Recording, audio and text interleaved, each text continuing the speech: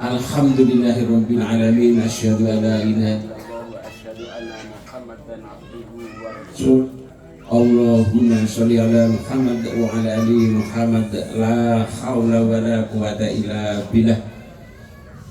Yang saya hormati sesepuh, bini sepuh warga RT 3, RW 3, Bapak maupun Ibu, seluruh pengurus RT 3 RW 3 yang saya hormati pula, dan banggakan seluruh warga RT 3, wabil khusus segenap panitia yang dikomandani oleh Pak Hasan dan juga oleh ibu-ibu. Alhamdulillahirabbil alamin, kita bersyukur pada Allah Subhanahu wa taala malam hari ini kita mendapatkan nikmat sehat, nikmat sempat bisa berkumpul di halaman rumahnya Pak Senin ini. Beberapa warga ada yang izin karena sakit, karena sedang ada kegiatan yang bersamaan. Kita doakan mudah-mudahan yang sedang sakit diberikan kesembuhan oleh Allah Subhanahu wa taala, yang sedang ada urusan dimudahkan urusannya. Pada kesempatan yang pertama kali ini, saya selaku ketua RT beserta segenap pengurus RT, ada 14 orang. Jadi pengurus RT ini Pak Rusman, sekretarisnya Pak Tarmuji, bendaharanya Pak Gunawan, seksi pembangunannya Pak Tartono dan Pak Agus, pemudaan dan olahraga itu Pak Jono dan Mas Riza Amri, komunikasi Pak Harjono, kerohanian Pak Hasan yang malam hari ini bertugas sebagai ketua panitia. Kemudian seksi humas itu Pak Mul dan Pak Andi, dan keamanan Pak Mujianto dan Pak Jono. Mewakili segenap pengurus RT 3 mengucapkan selamat Lebaran, taqabbalallahu minna wa minkum minal aidin wal faizin. Semoga amal ibadah kita semuanya diterima oleh Allah Subhanahu wa taala. Kita semua termasuk orang yang kembali dan memperoleh keberuntungan. Seluruh pengurus RT diwakili oleh ketua RT ini menyampaikan terima kasih yang sebesar-besarnya kepada Bapak Ibu semuanya atas segala sumbangan, atas segala partisipasi Bapak Ibu, berupa barang, berupa uang, berupa tenaga, berupa kesiapan tempat untuk dipakai dan semuanya. Terima kasih. Tadi Bu RT menyampaikan menyampaikan terima kasih. Sumbangan Bapak Ibu luar biasa. Jadi Bu RT ini ayem, tenang. Tadi waktu pagi ke sini, alhamdulillah beres, sing wangi akeh. Maka terima kasih. Tak terhingga banyak sumbangan Bapak Ibu semuanya atas lancarnya kegiatan ini. Ini melanjutkan kebiasaan baik di bulan Ramadan kemarin. Kalau memberi buka puasa itu pahalanya seperti orang yang berbuka atas pemberian kita tanpa mengurangi pahalanya. Maka insya Allah Bapak Ibu semuanya yang menyumbang, termasuk Pak Sekretaris RT kemarin nelpon saya, Pak saya mau nyumbang Pak, alhamdulillah mengurangi kas dua kali Bapak-bapak. Mudah-mudahan mendapat pahala yang berlipat ganda, dimudahkan dan dimurahkan rezekinya oleh Allah Subhanahu wa taala. Terima kasih atas partisipasi Bapak Ibu. Namun izin Bapak Ibu, dalam mengisi kegiatan malam hari ini, reng-renganipun atur saya karena diamanai di arisan RT bulan Maret kemarin, maka saya bagi tiga Bapak Ibu. Pertama tentang ke RT-an, Yang kedua, tips sehat. Tips sehat. Ajakan untuk saya sendiri dan keluarga dan Bapak Ibu juga.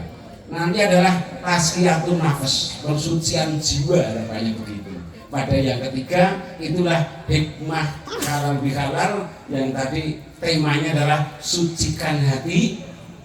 Catatan malaikat ada di hati orang-orang terdekat. Apa maknanya? Nanti sampai ke sana. Dulu 18 Desember 2021 di rumahnya Pak Rosman, saya mendapat amanah untuk dititipi papan nama ketua RT. Dan itu sudah saya pasang. Selaku ketua RT, saya mohon maaf apabila banyak yang salah, banyak yang khilaf, banyak yang kurang selama melayani Bapak Ibu semuanya. Kadang rumah saya mau minta surat pengantar RT, pas surat ketemu. Ping pindho ora ketemu meneh. Esok-esok wis mangkat. Nah, mohon maaf kalau terjadi beberapa kali seperti itu. Nah, saya sampaikan bahwa Pak, kalau mau ke saya bisa WA dulu atau nelpon dulu untuk memastikan kalau pas saya di rumah, insya Allah kapanpun kami layani. Mohon maaf termasuk Bu RT ini kan sudah tahun yang ketiga ya dalam melayani warga. Kalau ada salahnya kami mohon maaf yang sebesar-besarnya Bapak Ibu. Didukung oleh segenap pengurus yang tadi saya sampaikan, mohon dimaafkan lahir batin nih Bapak Ibu. Nah, atas keputusan saat arisan bulan Maret tadi disampaikan oleh Pak Ketua Panitia ini, untuk halal bihalal itu atas inisiasi beberapa bapak-bapak yang dan disetujui di tingkat RT. Yang penting itu kan pertemuan untuk saling memaafkan. Kadang kalau melibatkan atau mengundang ustadz dari luar, belum tentu waktu hadirnya pas. Belum tentu juga kalau nanti selesainya itu terlalu lama pas kalau hidangannya. Kita itu sudah ditanyakan. Makanya itu nanti setelah acara atau sebelumnya, saya bilang setelahnya aja nih Pak RT nih kakean ngomong kakean materi nanti karena bukan ustadz bayaran, jadi materi ini sedikit ini.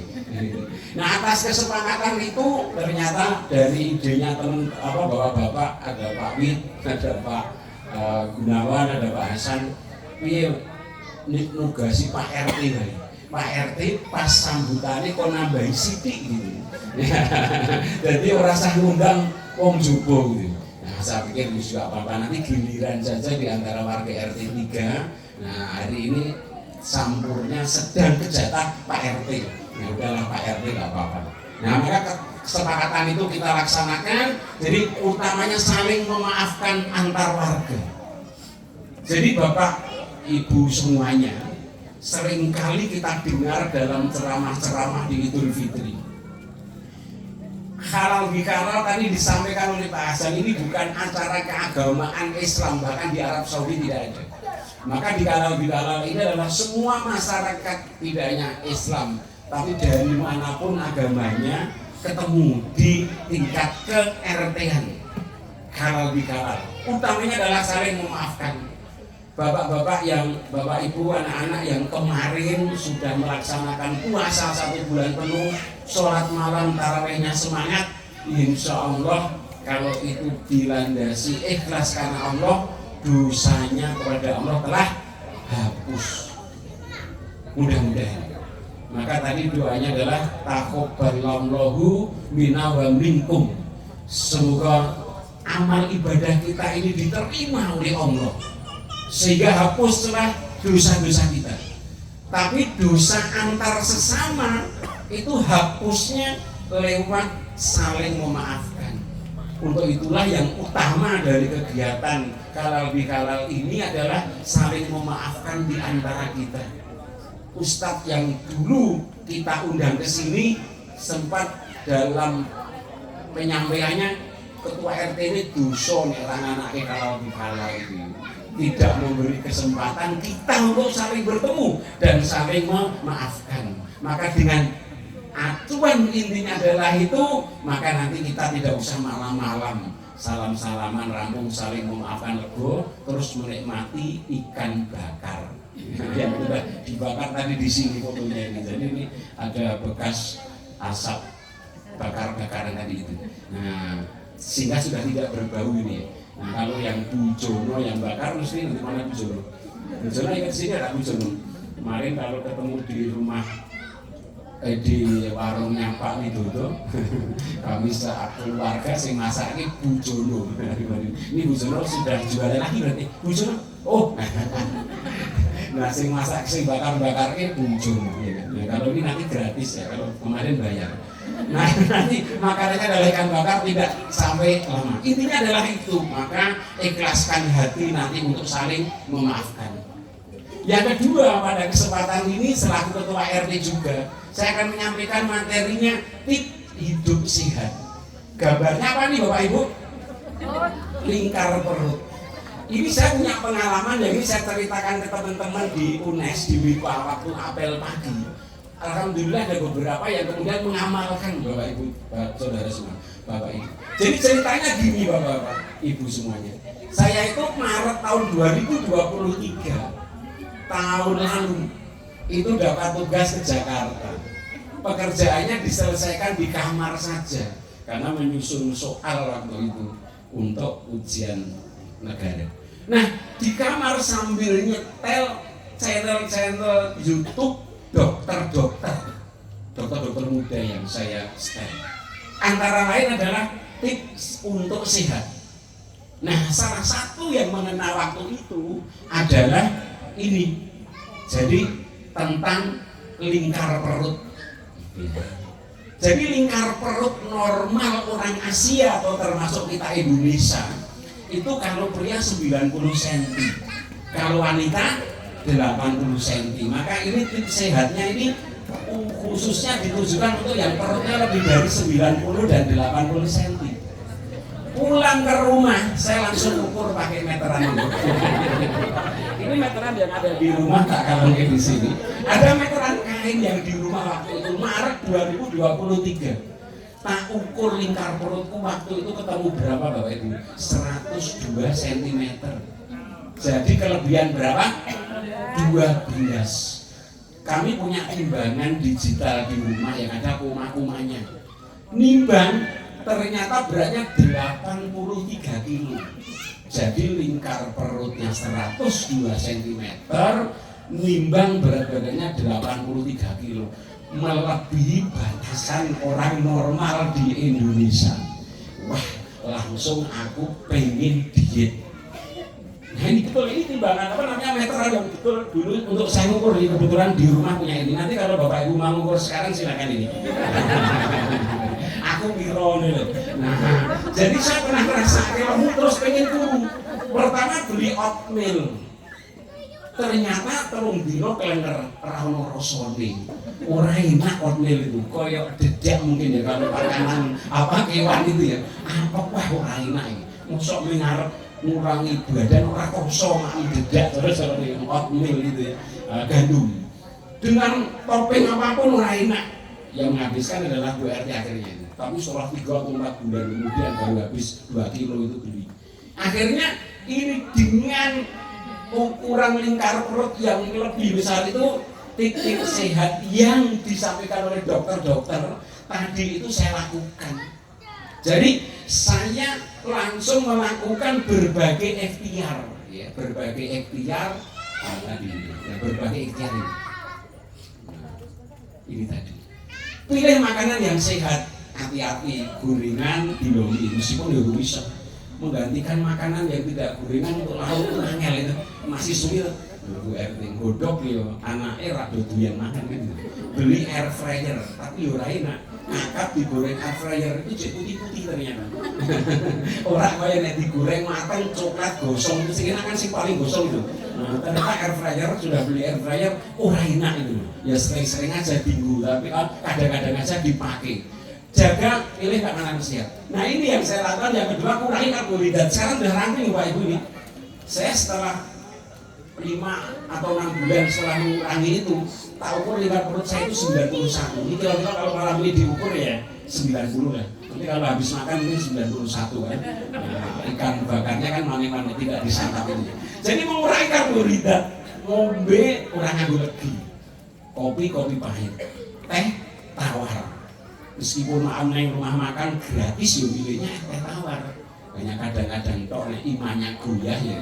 Kadang-kadang nyoba sing legi-legi. Minum degan enggak pakai gula, enggak pakai sirup. Original. Nah, makanya kurangi karbohidrat karena kalau karbohidrat masuk ke dalam tubuh kita, ini teorinya menurut dokter langsung pankreas bekerja mengeluarkan insulin. Insulin itu bertugas untuk membukakan sel-sel kita ini untuk dimasuki oleh karbohidrat itu, jadilah yang orang tadinya lemes karena kelaparan langsung bertenaga. Kalau setelah makan manis-manis karbohidratnya banyak, kok tenaga yang dikeluarkan sedikit, misalkan setelah itu tidur, maka sisa-sisa karbohidrat ini akan dirubah jadi lemak. Mulanya perutnya jadi bisa mencekelan kiwa dengan boncengan. Seperti dulu saya aku 83 kilo, istri buatnya yang cekelan kanan kiri sama cekelan. Kalau ibu-ibu mau diukur nanti. Kalau ibu-ibu itu Ustadz Hanan Ataki itu mengatakan di guyonan nih, ciri ibu-ibu atau wanita solehah itu berat badannya tidak lebih dari 55 kilo. Gitu Ustadz Hanan Ataki gitu. Ini 55 kilo nek lu wis kok dari Ustadz Hanan Ataki itu tidak kata saya loh, bukan nanti Pak RT nyindir-nyindir aku. Tapi ini ajakan sehat intinya gitu. Jadi timbang aja kalau lebih dari. Nah, jadi kurangi karbohidrat, ternyata setelah itu makan dibatasi dan tidak makan malam kecuali nih acara-acara gini. Masuk arisan itu kalau makan harus habis wah ibu. Kalau kita dapat sepiring habiskan atau jangan sentuh. Itu kan aturan agama begitu. Kalau disuguhi minum segelas jangan sentuh, atau kalau sudah disentuh habiskan. Jadi tidak menyisakan secuil pun, itu sudah Nabi Bapak Ibu dihabiskan. Nah tapi jangan sering-sering makan malam. Jadi saya berupaya makan malam itu sebelum maghrib. Kalau malam terpaksa lapar, sedikit ada buah yang tidak terlalu manis, atau kalau minum boleh minumnya air putih atau kopi pahit. Tapi kalau kadang-kadang pas ada arisan, pas ada acara, pas ada karan-bikaran, tetap makan lahap dan banyak. Tapi kalau ini bisa dijalani sampai pagi, insya Allah saya bisa mengecil. Namanya intermittent fasting, puasa berjangka, berjarak. Jadi dari sore jam 6 sebelum maghrib, nanti baru makan lagi jam 6 pagi. 12 jam itu perut kosong, pankreas istirahat. Nah, pankreas istirahat untuk tidak mengeluarkan insulin. Katanya menurut dokter kalau pankreas itu sering diberi makanan-makanan, di-trigger namanya, ya lemes, akhirnya loyo cepat rusak pankreas. Kalau fungsinya berkurang, maka timbullah penyakit antara lain diabetes mellitus. Jadi ini hati-hati saja, tidak berarti yang gemuk pasti tidak sehat. Tapi setelah saya melaksanakan kebiasaan seperti ini, saya bandingkan 3 tahun medical check up. Jadi 3 tahun, kecuali tahun 2021 karena COVID tidak ada tes waktu itu, 3 tahun berturut-turut memang semuanya ya tetap wajar normal, hanya 1-2 yang lebih dari batas normal. Tetapi kondisi terbaik adalah ketika berat badannya kecil, antara 65 sampai 73 dan litar perutnya maksimal 90. Ternyata pengalaman ini menjadi makin semangat untuk jaga makan, jangan terlalu over. Apalagi 1 jam sebelum tidur makan banyak, nasi sepiring, nasi goreng kan. Nah makanya itu akan membuat kerja pankreas itu luar biasa kerasnya. Nah, untuk itulah ini tips sehat.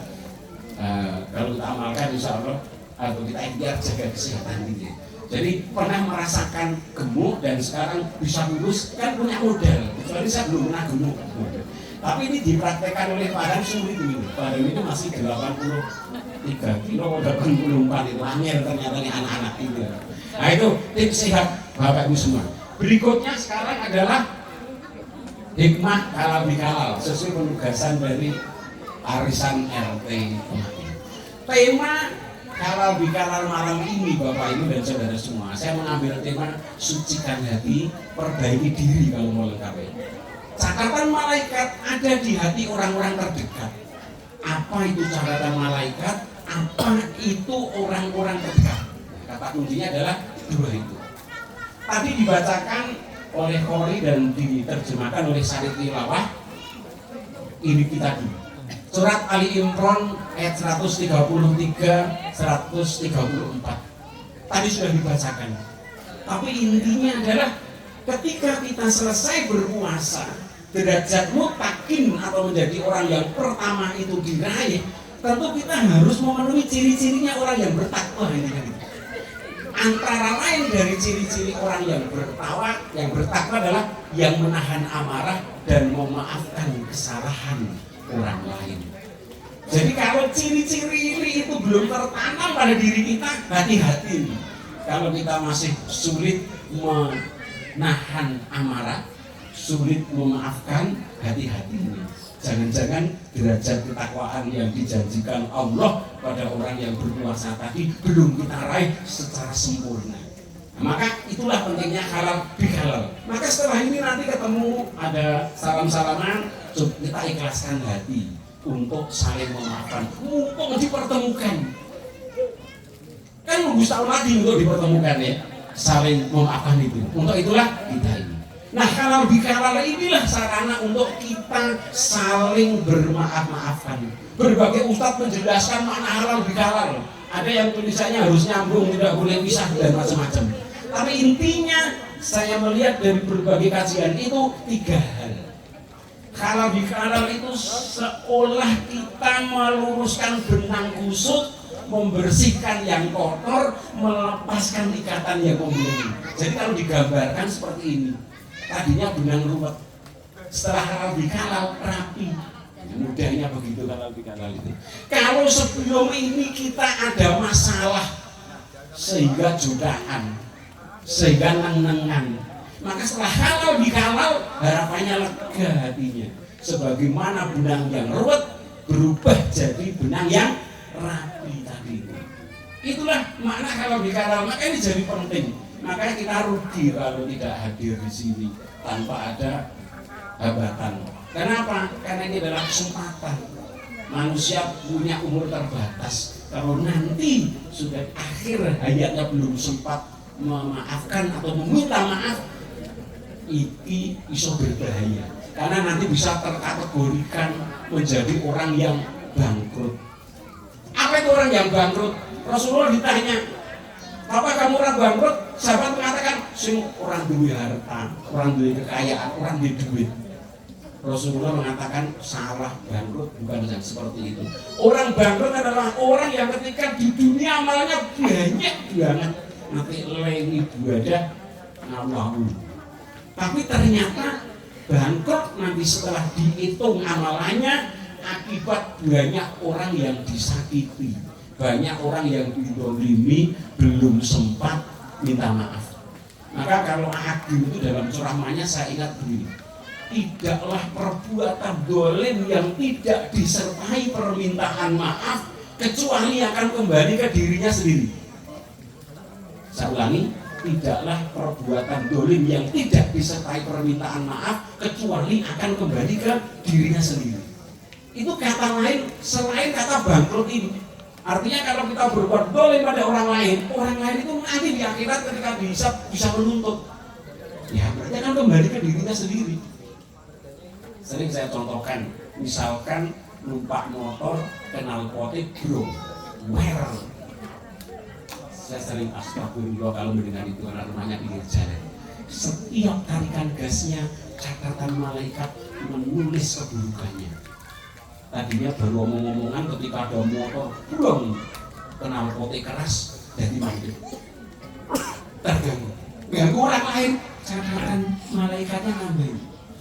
Kalau makin jauh perjalanannya kenal pot bromnya itu makin banyak yang terdolimi. Ini kan hal kecil yang bisa tidak disadari itu mendolimi orang lain.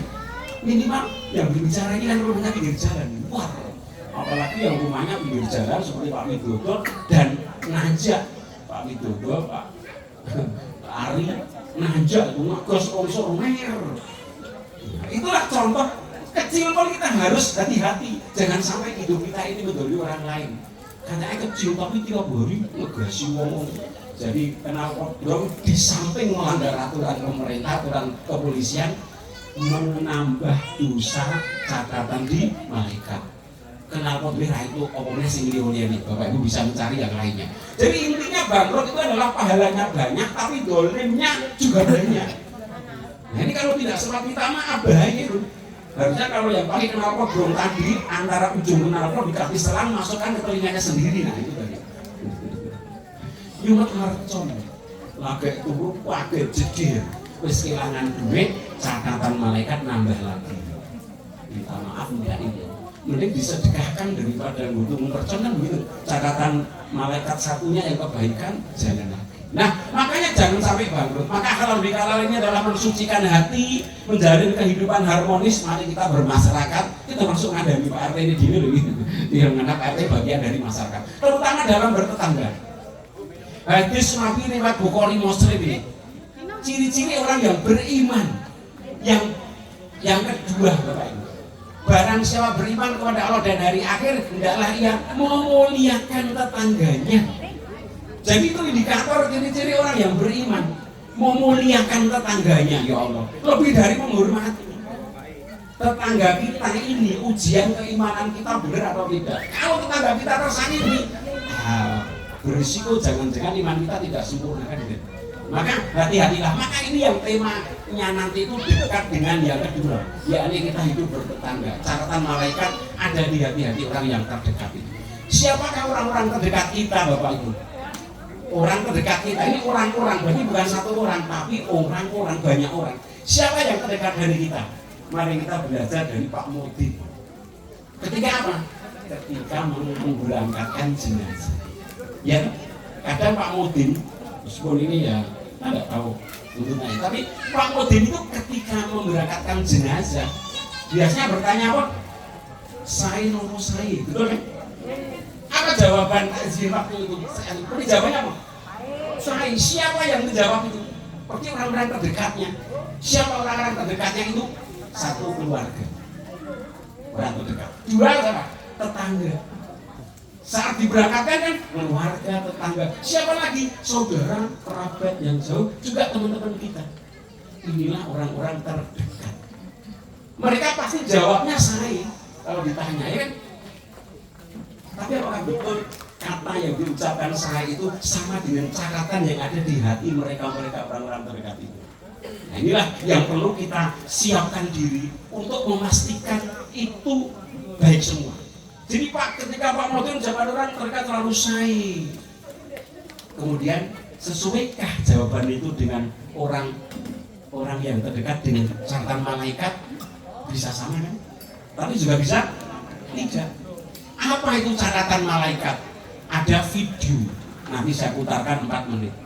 Tapi dalam Quran surat Al-Qaf ayat 18 Allah berfirman, "Ma yalfidu min qaulin illa ladaihi raqibun atid."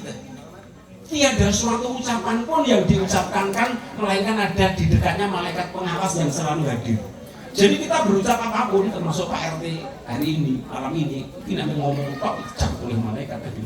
Kalau tidak untuk diri sendiri juga dicatat. Dikuatkan tidak hanya ucapan di surat Al-Infitor 10-12, sesungguhnya bagi kamu ada malaikat-malaikat yang mengawasi pekerjaanmu yang mulia di sisi Allah dan mencatat pekerjaan-pekerjaan itu, mereka mengetahui apa yang kamu kerjakan. Jadi selalu mencatat itu. Apa itu catatan malaikat? Biar Pak RT tidak banyak materi, bisa putarkan video 4 menit.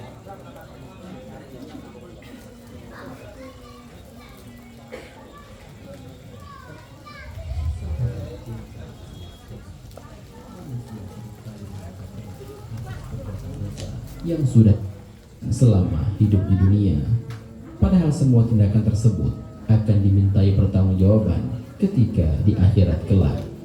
Nantinya manusia tidak akan bisa membantah karena Allah Subhanahu wa taala memiliki bukti yang tidak terbantahkan. Di dalam Kitabul Marhum inilah malaikat Allah mencatat segala amal baik dan amal buruk manusia selama menjalani kehidupan di dunia. Tidak akan ada yang terlewat sama sekali. Semuanya terekam dan tertulis dengan sebenar-benarnya. Kitabul Marhum terdiri atas 2 kitab, yaitu Sijil dan Iliyin. Sijjin adalah catatan amal buruk atau kitab yang berisi catatan manusia yang durhaka kepada Allah Subhanahu wa taala. Adapun Illiyin adalah catatan amal baik atau kitab yang berisi catatan amal manusia yang melakukan amal kebaikan.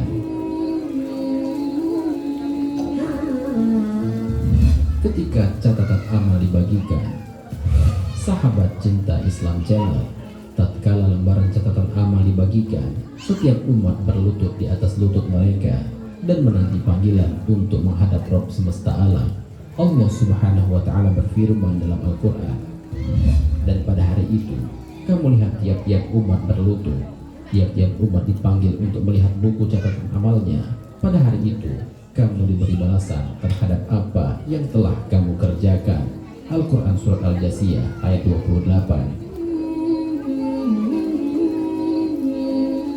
Semua berlutut menunggu dipanggil untuk menghadap Rabb semesta alam. Ketika seorang hamba tahu bahwa dirinya lah yang dicari dengan panggilan itu, maka seruan itu akan langsung menggetarkan hatinya. Tubuhnya gemetar dan ketakutan yang besar langsung menyelimutinya. Berubahlah rona wajahnya dan menjadi hampalah pikirannya.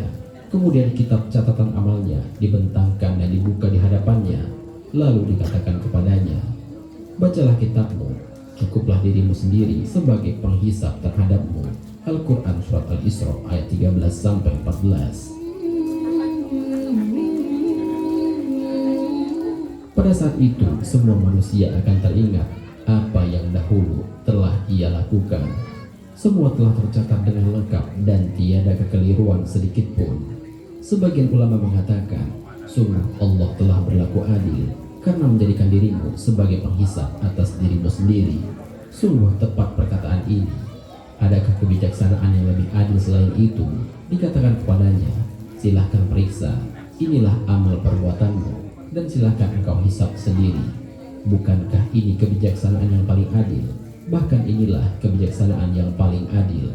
Pada hari kiamat kelak, kitab catatan amal akan dibentangkan dan dibuka di hadapan masing-masing hamba tanpa tertutup sedikit pun.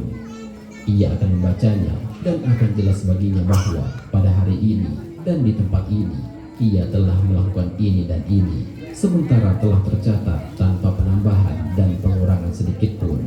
Jika ia mengingkari dengan lisannya, maka lisannya akan dikunci, dan bangkitlah para saksi yang lain yang akan memberikan kesaksian atasnya. Allah Subhanahu wa taala berfirman, pada hari ini kami tutup mulut mereka, dan berkatalah kepada kami tangan mereka dan kaki mereka memberi kesaksian terhadap apa yang dahulu mereka usahakan. Al-Quran Surat Yasin ayat 65. Selesai. Jadi begitu jelas Bapak Ibu konsep agama Islam kita. Insya Allah kalau kita penuhi, kita ini menjadi seluruhnya orang baik. Kenapa? Karena seluruh perbuatan dan ucapannya dicatat. Catatan baiknya lengkap, catatan buruknya lengkap, kemudian mana di antara itu yang lebih banyak yang kita lakukan. Nah, untuk itulah pastikan dua catatan, satu catatan di malaikat, satu catatan di hati orang-orang terdekat. Itu keduanya adalah baik dan baik. Ada kemungkinan lain, catatan malaikatnya baik, catatan di hati orang terdekat tadi tiga kelompok tadi buruk, tapi kalau ini nggak mungkin. Kalau catatan di malaikat baik, berarti orang itu betul-betul mengamalkan agamanya dengan baik, mesti pada tetangga, pada keluarga, pada teman sedekat pasti baik.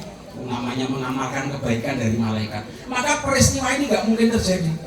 Kalau di malaikat baik, pasti baik. Kenapa? Tuntunannya jelas. Jadi mau berbuat jelek takut. Makanya karena berbuat jelek takut, catatannya di malaikat yang baik-baik. Tapi ada kemungkinan malaikatnya catatannya buruk, di orang-orang terdekat baik. Bisa jadi, wah kayak mau ngapitan, nih masyarakat umum. Tapi ternyata itu dicatat oleh malaikat keburukan-keburukan. Antara lain ada unsur riya, pamer, sombong, wah dikira sugih.